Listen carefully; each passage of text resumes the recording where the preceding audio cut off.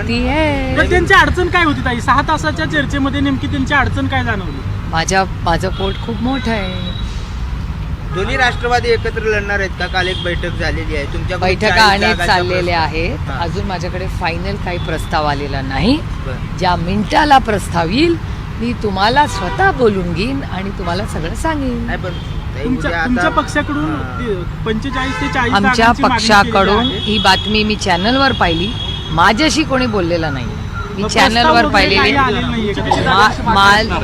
हे सगळे अधिकार पक्षाने सगळे अधिकार हे विशाल तांबे, अंकुश अण्णा आणि वंदनाताई आणि स्थानिक सगळे आमचे जे सहकारी पदाधिकारी आहेत त्यांना दिलेले आहेत. त्याच्यामुळे ते सगळं फायनल करूनच प्रस्ताव माननीय शशिकांत शिंदे साहेबांना देतील. तुमच्याच चॅनलनी आदरणीय पवार साहेबांचं स्टेटमेंट 1 महिन्यापूर्वी दाखवलं होतं की आदरणीय पवार साहेबांनी सांगितलं आहे की प्रत्येक कॉर्पोरेशन, नगरपालिका, जिल्हा परिषद जे काही इलेक्शन असेल ते सगळे अधिकार स्थानिक नेत्यांना दिलेत. त्याच्यामुळे स्थानिक नेते जो निर्णय घेतील तो पक्षाला एकतर मान्य असेल आणि तो फायनल झाल्यावरच ते शशिकांत शिंदे साहेबांना ब्रीफ करतील. पवार साहेब संजय राऊतांवर नाराज आहेत का? कारण मुंबईमध्ये मुस्लिम ठिकाणी राष्ट्रवादीला जागा एकतर आदरणीय पवार साहेब कॉर्पोरेशनच्या इलेक्शनमध्ये इन्व्हॉल्व नसतात. आई आजची गोष्ट नाही, गेले 20 वर्ष. आदरणीय पवार साहेब देशाच्या नेते आहेत. देशाच्या लोकसभा असेल, विधानसभा असेल, या सगळ्या किंवा मोठ्या देशाच्या पॉलिसीज असतात त्याच्यात आदरणीय पवार साहेब लक्ष घालतात. तुम्ही पण आता 10 वर्ष, तुम्ही यंग आहात सगळे खूप, पण 5-10 वर्ष तर तुम्ही करतात आहे ना सगळे तुमचं रिपोर्टिंग. गेल्या 5-10 वर्षात आदरणीय पवार साहेब जिल्हा परिषद, कॉर्पोरेशनच्या इलेक्शनमध्ये इन्व्हॉल्व नसतात. किती जागा पक्ष म्हणून तुम्ही किती जागा? मला पुण्याचा डेटा माझ्या हातात नाही आहे, पण राज्यातून सगळ्याच ठिकाणी सगळीकडेच नेगोसिएशन चाललेले आहेत. आणि मी तुम्हाला खरं सांगू का, आम्ही म्हणजे it is in principle wrong मी तुम्हाला, आणि मी सूत्राच्या रोलमध्ये कधीच राहणार नाही, कारण का मी माझं काम फार सिरियसली घेते. ब्राह्मण समाजानं नाराजी व्यक्त केलेली आहे. त्यांनी असं म्हटलंय की मोठ्या संख्येनं आमचा पुण्यात मतदार आहे, मात्र उमेदवारांची संख्या फार कमी असते, सगळ्याच पक्षांकडून अन्याय होतो. तुम्ही काय आश्वस्त करा? नाही, माझ्या आजच्या सकाळच्या पेपरमध्ये काही बातमी आलेली नाहीये. त्यांनी पत्रकार परिषद घेतली असेल, पण मी सकाळ Maharashtra times, Loksatta, times of India, Indian express, Hindu वाचते. त्याच्यात माझ्या वाचनात बातमी आलेली नाही. त्याच्यामुळे मी माहिती काढून जरूर त्याच्यावर. पुण्यात जी युती होणार आहे ती कुठेही महायुतीला बाधा होणार नाही अशा प्रकारची युती केली जाईल असं तटकरेंकडून सांगितलं जाते. म्हणजे तुम्ही महायुतीत सहभागी होताय का? नाही, मी काय स्टेटमेंट ऐकलेलं नाही, त्याच्यामुळे मला माहिती नाही. त्यांनी सांगितलं तसं महायुती असेल ना. लोकशाही आहे, प्रत्येकाला बोलायचा अधिकार आहे. दोन्ही मनसे आणि शिवसेना एकत्र झाल्यानंतर भाजपकडून टीका करण्यात आली वेगवेगळ्या माध्यमातून अशा प्रकारे एकत्र आले. कशा प्रकारे बघता काल सगळा तो? हे बघा, मी सगळीकडे बघतच नाही. दुसरे के घर में मुझे झाकने का शौक ही नाही. एक तर मला वेळही नसतो कामातून आणि मला इंटरेस्टही नसतो. एखादे 2 चांगले पक्ष ज्यांचे कौटुंबिक संबंधी आहेत आणि अनेक वर्ष त्यांनी या राज्याची, देशाची सेवा केलेली आहे, असे 2 लोक येतच असतील तर त्यांना अर्थातच शुभेच्छाच दिल्या पाहिजे. आणि माझ्यासाठी ठाकरे कुटुंब एकत्र येणं ही माझ्यासाठी एक इमोशनली गोष्ट आहे. त्याच्यामुळे ते दोघं एकत्र आलेत ह्याचं मला इमोशनली, कारण का मी फक्त राजकारणी नाही आहे, माझ्यात अजून एक माणुसकी जिवंत आहे. तुमचा असा प्रयत्न आहे की काँग्रेसला पण सोबत घेतलं पाहिजे? अर्थातच नेहमीच राहील. पण वडेवरांचं असं म्हणणं आहे की पुण्यामध्ये आम्ही स्वतंत्र लढू म्हणून. ठीक आहे ना. कसं आहे, तसा जो डेटा आहे तो वरिष्ठ पातळीला सांगितलाय. माझ्याकडून प्रयत्न मी करत राहणार ना. त्यांनी काय निर्णय घ्यायचा तो काँग्रेस पक्षाचा निर्णय असेल. माझ्याकडून प्रयत्न शेवटपर्यंत होतील. राज्य स्तरावर महाविकास आघाडी जी होती विधानसभा, लोकसभेला, ती आता स्थानिक स्वराज्य संस्थेत कुठंच दिसत नाही. राज्यात प्रत्येक पक्ष सोबळा कधीच नव्हती. आम्ही सातत्यानं म्हणताय की आम्ही महाविकास आघाडीचे घटक पक्ष आहोत, मात्र आता दोन्ही राष्ट्रवादी एकत्र लढल्या तर आम्ही वेगळं लढू असं विजयवडेट्टीवारच आम्ही आहोत. तुम्ही खूप वयाने लहान आहात, तुम्हाला आठवत नसेल, म्हणजे माहिती पण कदाचित नसेल, कारण का तुम्ही खूप यंग रिपोर्टर्स आहात. 18 वर्ष जेव्हा राष्ट्रवादी काँग्रेस आणि काँग्रेस एकत्र करायचे ना, आमचं सरकार होतं, तेव्हा आम्ही कुठलंच इलेक्शन कधीच एकत्र लढलो नाही. आम्ही नेहमीच, कारण का हे इलेक्शन कार्यकर्त्यांचं इलेक्शन आहे. तिथे जर सगळ्या आघाड्या जर अशा होत राहिल्या तर कार्यकर्त्याला तिकीट कधी मिळणार? म्हणून काँग्रेस आणि राष्ट्रवादी काँग्रेस पक्ष 18 वर्ष सत्तेत एकत्र होतं. आम्ही लोकल बॉडीचं एकही इलेक्शन एकत्र लढलो नाही, एकही नाही. तर दोन्ही राष्ट्रवादी एकत्रित येण्यावरती आज किंवा उद्या शिक्कामोर्तब होणारे अशा बातम्या आहेत. नाही, चर्चा चाललेल्या आहेत, पण फायनल त्याचा एक निर्णय जे होणं गरजेचं आहे, तो फायनल प्रस्ताव जोपर्यंत येत नाही तोपर्यंत बोलणं संयुक्तिक होणार नाही. प्रयत्न सगळ्यांचे सगळे चालले आहेत का, तो अर्थातच चालले आहेत. तुम्ही पण तो final उपमुख्यमंत्र्यांशी प्रयत्न कधी बोलणार? पुण्यासाठी आधी तर- जोपर्यंत माझ्याकडे एक फायनल नंबर दोन्ही बाजूचे जे दोन्ही बाजूचे वरिष्ठ नेते एकमेकाशी बोलतायत, ते दोघं जेव्हा एका फायनल मॅजिक नंबरवर येत नाहीत की बाबा ठीक आहे बाबा हे एक्स आणि वायवर आम्ही अग्री झालोय, या 5-10 सीट या जरा ग्रे एरियामध्ये, तो जो फायनल डेटा नेगोसिएशनमधला चर्चेमधला हा जोपर्यंत येत नाही तोपर्यंत बोलण्यात काही अर्थ नाही ना. आपल्या हातात काहीतरी असतं तरच पुढे बोलण्यात पॉईंट आहे. इन्कमिंग थांबवत नाहीये. अनेक नगरसेवकांचे तुमच्यातले वारजे परिसरातले बरेच नेते परवा सोडून गेले. कशा प्रकारे सगळं बघताय, कारण महानगरपालिका निवडणुका या नाही हे बघा, ह्या गोष्टी सत्तेमध्ये झालेल्या आहेत. एक तर दुर्दैव एकाच गोष्टीचं आहे की काँग्रेस मुक्त भारत हा भारतीय जनता पक्षाला करायचा होता. आज भारतीय जनता पक्षात सगळ्यात जास्त काँग्रेस आणि राष्ट्रवादीचे लोक आहेत आणि काँग्रेस आणि राष्ट्रवादी नको म्हणून भारतीय जनता पक्षाला खरं तर सत्ता दिली. पण आज तेच लोक जर तिथे येणार असतील तर मग नवीन टॅलेंट आमच्याकडे. लॉजिकली बघा ना, रिजेक्ट कुणाला केलं? काँग्रेस राष्ट्रवादीला रिजेक्ट लोकांनी केलं, कारण भारतीय जनता पक्ष म्हणलं आम्ही काहीतरी नवीन करू दाखवणार. पण आज सगळे आमचेच लोक, त्यांच्या चिन्ह बदललंय, माणूस तोच आहे. म्हणजे जे काँग्रेसच्या विरोधात रान भारतीय जनता पक्षाने पेटवलं तर त्या रानातले सगळे लोक आज बीजेपीतच आहेत. मग काय झालं, फक्त चिन्ह बदललं, लोक तेच आहेत, मग उपयोग काय झाला? मग होतं तेच बरं होतं, पंजावर लढत होते. काही तुम्ही लोकसभा प्रस्ताव आणि म्हणताय ना, विधानसभा फक्त पुणे निवडणूक महापालिकेसाठी असेल की राज्यातल्या इतरही महापालिकांसाठी असेल? अनेक महापालिकांसाठी चर्चा चालली आहे. ती सगळी लिस्ट फायनल लिस्ट कुठे कुणाशी चर्चा झाली आहे फक्त शशिकांत शिंदे आणि माननीय जयंत पाटलांना माहिती आहे. ते दोघं अनेक ठिकाणी कोणी कॉम्बिनेशन, प्रत्येकाच्या ती लिस्ट आहे ना आमची, आलेली आहे ना तुमच्याकडे, ती प्रेसला पण आली आहे की कोण कुठला जिल्हा बघतंय, काय चाललंय, हे प्रत्येकाला जबाबदाऱ्या वाटून दिलेल्या आहेत पक्षाने. राज्य लेवलवर आघाडी झाली तर सगळीकडेच होईल, फक्त पुणे पिंपरी नाही, इट विल डिपेंड. तुम्हाला सांगू का, महानगरपालिका नगरपालिके सगळीकडे it's not one size fits all. ही लोकसभा नाही आहे, मी पुन्हा सांगते, हे कार्यकर्त्यांचं इलेक्शन. त्याच्यामुळे कार्यकर्त्यांना कॉन्फिडन्स देऊन त्यांच्या हिताचं जे असेल तेच आपण केलं पाहिजे, अशी पक्षाची भूमिका आहे. मुंबईमध्ये राष्ट्रवादीला महत्त्वाचा मुस्लिम प्रश्न असा भागामध्ये आहे- जागा दिली जात नाहीये अशी चर्चा सुरू आहे. शिवसेना आणि मनसे फक्त चर्चा करतात. मुस्लिम समाजाला राष्ट्रवादी नकोय का मग? हे नाही मला माहिती आहे, मी तुमच्याचकडून असं ऐकते. माझ्या कानावर अशी कुठली गोष्ट आली नाही. माननीय उद्धवजींशी माननीय जयंत पाटील साहेब काल संध्याकाळी बोललेले आहेत. त्याच्यामुळे आजच्या दिवसभरामध्ये काय होतं हे तुमच्या मुंबईच्या बीटला सांगा, फॉलोअप करायला. काही महत्त्वाचा प्रश्न असा आहे- गुन्हेगारीवरती आपण सातत्याने बोलताना पाहायला मिळाला. टोळीयुद्ध असेल, एकमेकांचे खून करणं असेल. आता निवडणुकीच्या पार्श्वभूमीवर तुम्ही ज्या विकासासाठी राष्ट्रवादी सोबत जाताय त्या राष्ट्रवादीकडून अनेक गुन्हेगारांच्या मुलाखती घेतल्या गेल्या, ज्यामध्ये गजा मारण्याची पत्नी एक असेल. तर सुभाष जगतापांनी तर आंदेकर कुटुंबातील दोन्ही सुनांना क्लीन चिट देऊन टाकली आणि त्यांच्या उमेदवारीचे सुतोवाच केले. तुम्ही अशा प्रकारे या लोकांसोबत जाताना हे आधी ठेवणार आहात का, गुन्हेगारांना बळ देऊ नका म्हणून? एक तर अजून काय आमचं ठरलंय हे कशात काही नाहीये, हे कशात काही नाहीये. त्याच्यामुळे मला असं वाटतं तो सगळा प्रस्ताव डिस्कशन आधी यायची वाट बघूया. त्याच्यानंतर अटीशर्ती माणूस कधी घालतो, जेव्हा काहीतरी हातात आपल्या काहीतरी असतं. त्याच्यामुळे ते सगळे प्रस्ताव येऊ द्या, मग बघू. काही लोकसभा विधानसभा निवडणूक तुम्ही दादांच्या पक्षाच्या विरोधात लढला.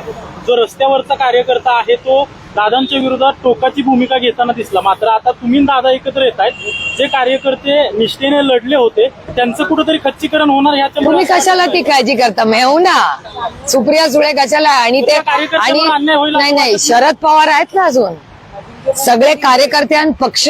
मी या भ्रमात नाहीये ना, ताई भ्रमात आहेत ना, हे भ्रमात आहे. हा पक्ष आदरणीय पवार साहेबांकडे बघून चालतो. त्याच्यामुळे माझी सगळ्या मीडियावाल्यांना विनम्र विनंती आहे की चिंता तुम्ही करू नका. तुमचं चॅनल कसं चालतं ह्याची काळजी करा. आमचे कार्यकर्त्यांचं बघायला आम्ही सक्षम आहोत आणि टायगर अभी जिंदा आहे. शरद पवार आहेत आणि शरद पवारांनी कधी त्यांचा कुठलाही कार्यकर्ता आजपर्यंत कॉम्प्रोमाइज केला नाही. म्हणून कारण 6 दशक राजीनामा झाला. राजीनाम्यानंतर डॅमेज कंट्रोलसाठी काही प्रयत्न करणार आहात का? कारण का काल देखील रोज नई सुबह होती है. ताई, तुम्ही सातत्याने विचाराची तुम्हीच मागे एकदा म्हणला होतात, मग अदानीला सत्ता देऊन टाका पैशावर असेल तर. असं मी कधीच म्हणलेलं नाही, नाही. नाही. असं मी कधीच म्हणलेले नाही. नो काढा. I challenge you. मी हे चॅलेंज करते की मी हे स्टेटमेंट बोललेले नाही. आय से दिस इन नाही.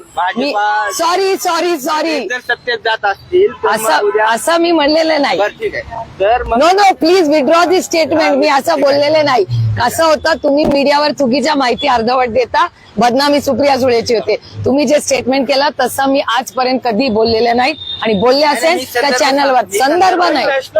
I will not speak on this nonsense. I will not reply to some rubbish question. प्रश्न मागे घेतो ते तुम्ही म्हटले नाही, ठीक आहे अदानी. मी आज ठीक आहे नाही. It's a fact. मी तुम्ही सातत्यानं म्हणताय पुरोगामी विचाराचं काय होणार, कारण मग असं नाही मी माझा विचार सोडलाच नाहीये. नाही, कार्यकर्ते इतके दिवस लढले ना त्या विचार. अरे, सत्तेत जात त्याची चिंता तुम्ही कशाला करता? मैं हूं ना. माझी मीडियाला विनंती आहे हात जोडून की तुम्ही ठीक आहे, तुम्ही चॅनल कसे व्ह्युअरशिप वाढवायची त्याची चिंता करा. आमचा पक्ष कसा चालवायचा तुमचा फीडबॅक सर आखोपर.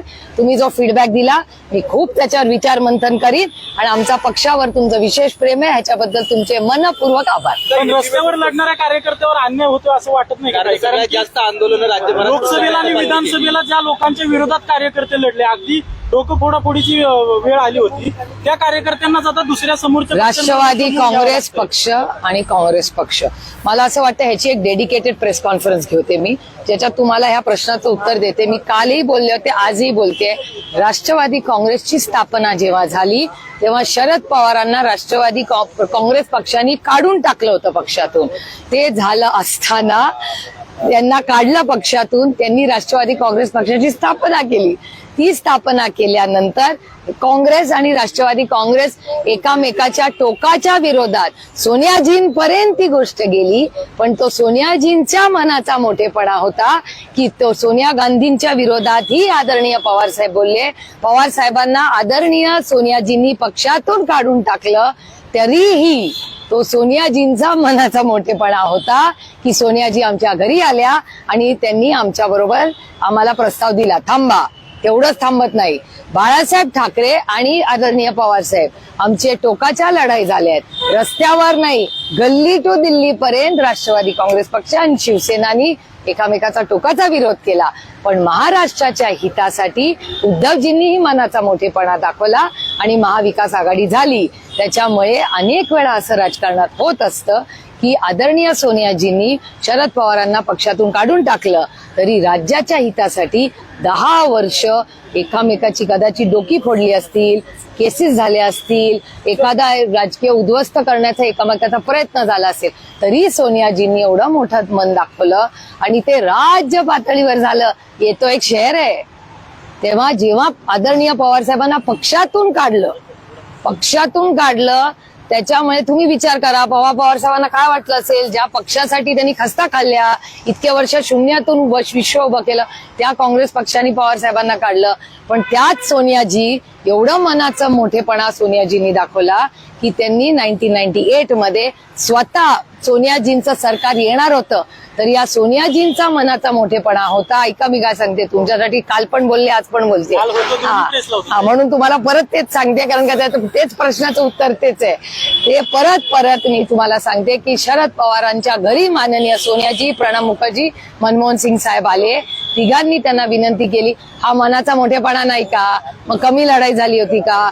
2 पक्ष झाले होते, एवढी मोठी लढाई झाली होती तरी सोनियाजींनी मनाचा मोठेपणा दाखवून 2.5 मंत्रालय पवार साहेबांना दिली. नुसती 2.5 मंत्रालय दिले नाही, त्याच्यानंतर प्रफुल्लबाईंना मंत्री केलं.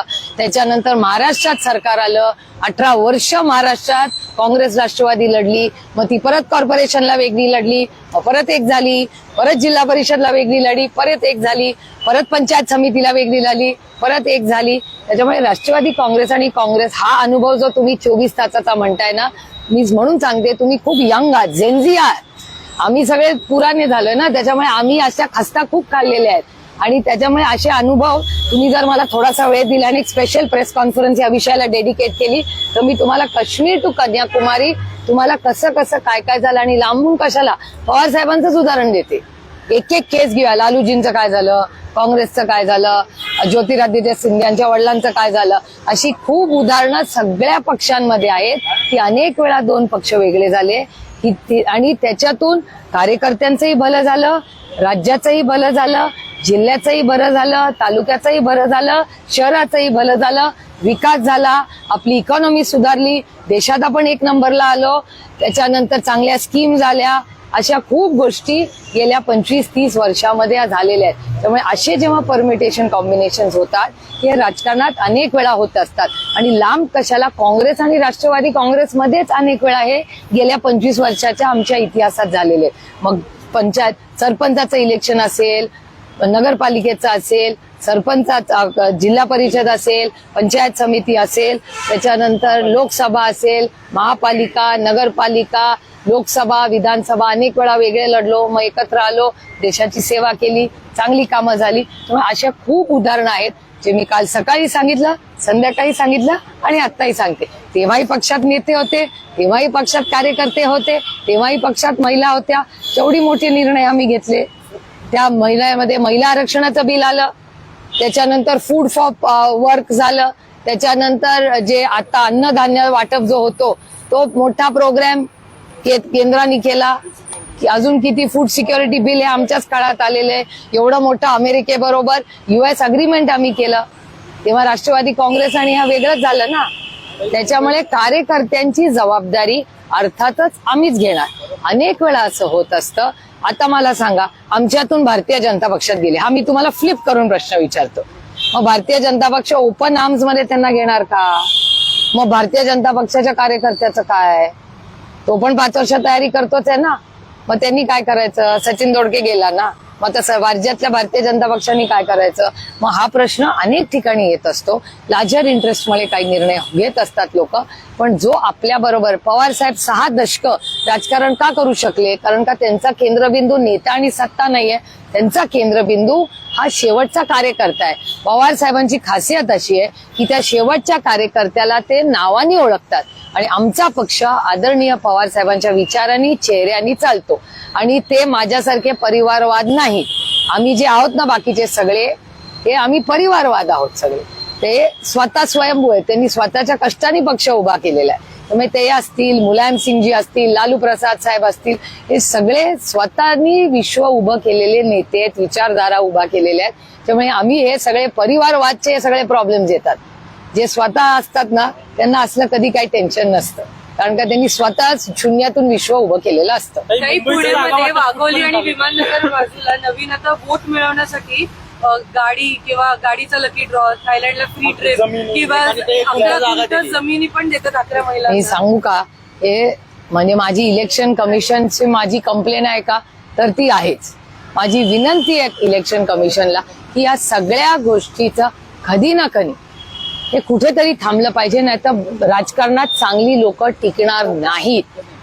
जे लोकप्रतिनिधी तुम्हाला, जो इमानदार मतदार आहे त्याला जे अपेक्षित आहे ते अपेक्षित आपल्याला मिळणार नाही. हे दुर्दैव आहे. आणि ज्या लोकशाहीसाठी महात्मा गांधींसारख्या लोकांनी उभं आयुष्य आणि अनेक तुमच्या आपल्या सगळ्याच कुटुंबांनी त्या काळात स्वातंत्र्यासाठी जो लढा दिला आणि ज्या भारतरत्न डॉक्टर बाबासाहेब आंबेडकरांनी संविधान हे जगातलं सगळ्यात चांगलं संविधान दिलं, त्याच्यातून इलेक्शन कमिशनचा जन्म झाला, त्याच्यातून पारदर्शक इलेक्शन व्हावं असे जे प्रयत्न झाले, त्या प्रयत्नातून जे काही उभं राहिलं ते सगळं जर पारदर्शक इलेक्शन झालं नाही आणि अशा गोष्टी झाल्या तर हा देश उद्ध्वस्त होईल, हे मी खूप जड अंतकरणाने म्हणते. मुंबईचं जागा वाटप कुठपर्यंत आलंय? आज काय बैठका होणार आहेत? आज दुपारी मी मुंबईला जाणार आहे. माननीय उद्धवजींशी, माननीय जयंत पाटलांचं बोलणं झालेलं आहे. मी मगाशी तुम्हाला सांगितलं, काल रात्री उशिरा राज साहेबांचीही आम्हाला बोलावं लागणार आहे, कारण का काही सीट्स अशा आहेत ज्या कदाचित आम्हाला मनसेशी बोलायला लागेल. त्याच्यामुळे त्या सगळ्यांशी बोलून आज रात्रीपर्यंत किंवा आम्हाला माझी इच्छा होती की कालपर्यंतच सगळं फायनल व्हायला पाहिजे. कारण का मी समजू शकते की प्रत्येक जो कॅन्डिडेट आहे, जो उमेदवार आहे, त्याला किती टेन्शन असेल मला सांगा. साहजिक आहे ना, मी पण उमेदवार राहिले, त्याच्यामुळे उमेदवाराला किती प्रेशर असते याची जाणीव मला आहे. त्याच्यामुळे माझी शशिकांत शिंदे साहेबांना आणि जयंत पाटील साहेबांना एवढीच विनंती आहे की जो काही निर्णय घ्या तो कृपा करून लवकर घ्या, कारण का कार्यकर्त्यांना इलेक्शनला प्रचाराला जास्त वेळ मिळाला. महाविकास आघाडीमध्ये मनसेला घ्यायचं की नाही याबाबतचा संभ्रम कशावर? महाविकास आघाडीमध्ये मनसेला घ्यायचं की नाही याबाबत काँग्रेसमध्ये संभ्रम पाहायला मिळतोय. काँग्रेसच्या वरिष्ठ पातळीच्या नेत्यांचं किंवा मुंबईतल्या प्रामुख्याने नेत्यांचं म्हणणं आहे की मनसेला नको घ्यायला. तुम्ही या सगळ्यांना एकत्र आणण्यासाठी प्रयत्न करणार आहात का? मी प्रयत्न माझे चाललेत आहेत. मी तुम्हाला पहिल्या दिवसापासून सांगितलं की शेवटच्या दिवसापर्यंत महाविकास आघाडी आणि आम्ही सगळे एकत्र कसे लढू शकू याच्यासाठी प्रयत्न मी करत राहणार. त्याला यश मिळेल का अपयश हे कालच ठरवेल. महाराष्ट्रावर अन्याय होतोय म्हणून उद्धव ठाकरे एकत्र आले असं आदित्य ठाकरेंनी काल स्टेटमेंट दिलेलं आहे. नाही, महाराष्ट्र राज्याचा प्रॉब्लेम आहे का तर अर्थातच आहे. म्हणजे जी रामजीच्या बिलवर आमचंही सगळ्यांचं मत आहे आणि हे सगळ्याच खासदारांचं मत आहे. एका म्हणजे जे भारतीय जनता पक्षामध्ये आहेत त्यांचंही मत आहे की आता ज्या पद्धती आर्थिक परिस्थिती राज्याची असू दे किंवा देशाची असू दे, या नरेगाचं जे बिल आहे त्याच्यामध्ये 100% वेजेस म्हणजे पगाराचे आणि जे खर्च होते ते 100% केंद्र सरकार द्यायचं. आता 60-40 झालंय आणि असंच वाटत राहिलं, ही जी गॅप वाढत राहिली आणि जर ते कधीतरी शून्यावर आलं तर हा कार्यक्रम बंद करावा लागेल की अशी भीती आहे. अतिशय उत्तम प्रोग्राम आहे तो म्हणजे काँग्रेसनी काढला वगैरे म्हणून मी हा क्रेडिट घ्यायची वेळ नाही, पण एखादी चांगली पॉलिसी असेल तर ती चांगल्या पद्धतीने चालली पाहिजे. हिंदी में